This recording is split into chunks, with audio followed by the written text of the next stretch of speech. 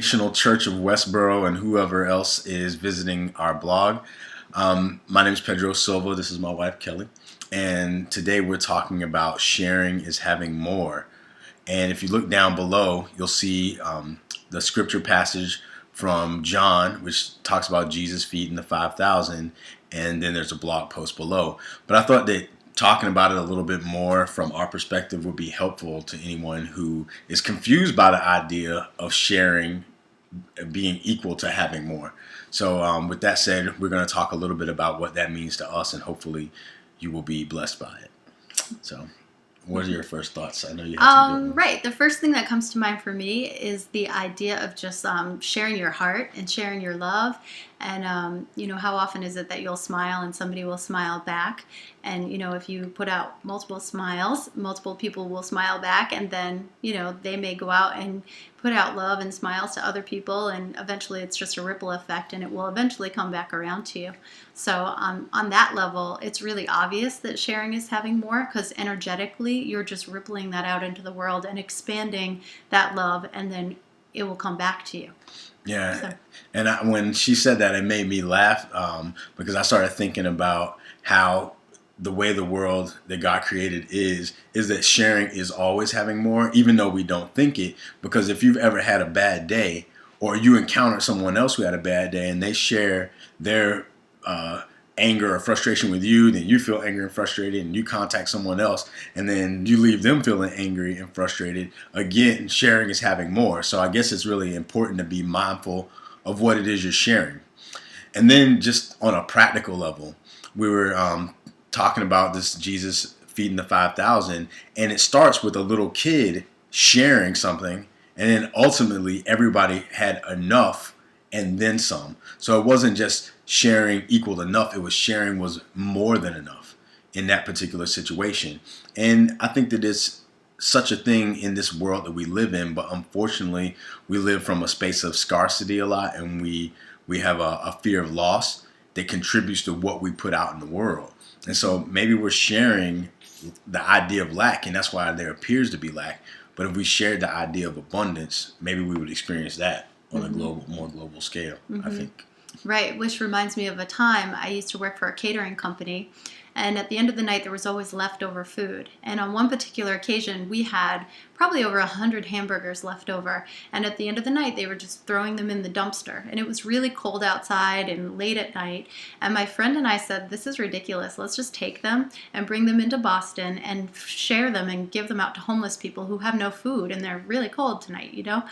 And so we did that. There were 4 of us that went around, and we were just giving them away, and we felt so good about ourselves. And they were obviously grateful for the hamburgers and for the food as well. And the next day, it turned out that the catering company had heard rumor of us doing this, and they actually got really upset with us and threatened to fire us if we had ever done anything like that again. And their reason behind it was that they were afraid that they were going to get sued by anybody that we had given the hamburgers to, in case they had gotten food poisoning or something, that they would, be in threat of being sued. And that's just a really good example of fear and scarcity that, kind of feed our system. Because the truth of the matter is, if they had just set up a way to give this food out on their own, then it may have happened that people would catch wind of that and, realize that they were doing such a good thing that they would actually seek out this catering company for the consciousness that they were putting out, and for the love and the sharing and the abundance that they were operating out of, and putting that out instead of this idea of scarcity where they had to put it in the dumpster. Right.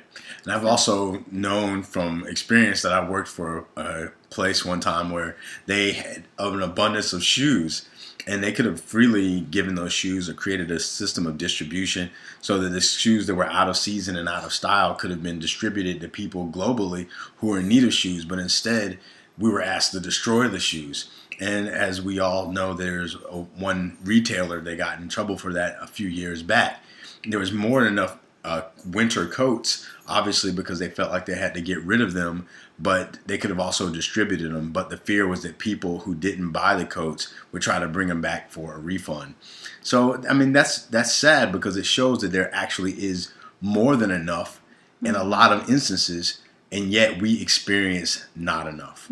And I was just going to say, what's coming to my mind right now is that this is symbolic of what we all do on a smaller scale level. I mean, we may be able to point at other people outside of us and say, wow, look at what they're doing. That's so terrible that they're not putting this abundance out into the world.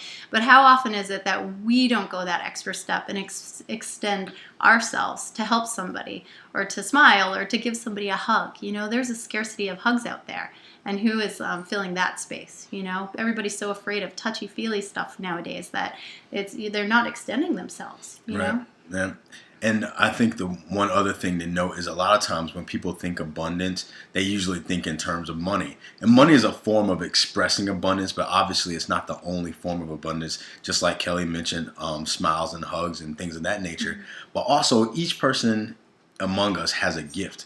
There's something that we can contribute to the world, whether it's a song, poetry, painting, your innovation, ideas. There's so many things that are just coming through each one of us, coursing through each one of us every single day, because we are in the image of our Creator. And so we're therefore creative. But when we don't give our gift, when we don't shine our light as Christ called us to do, we end up becoming stagnant, or we do things that we don't necessarily want to do, and then we share that frustration.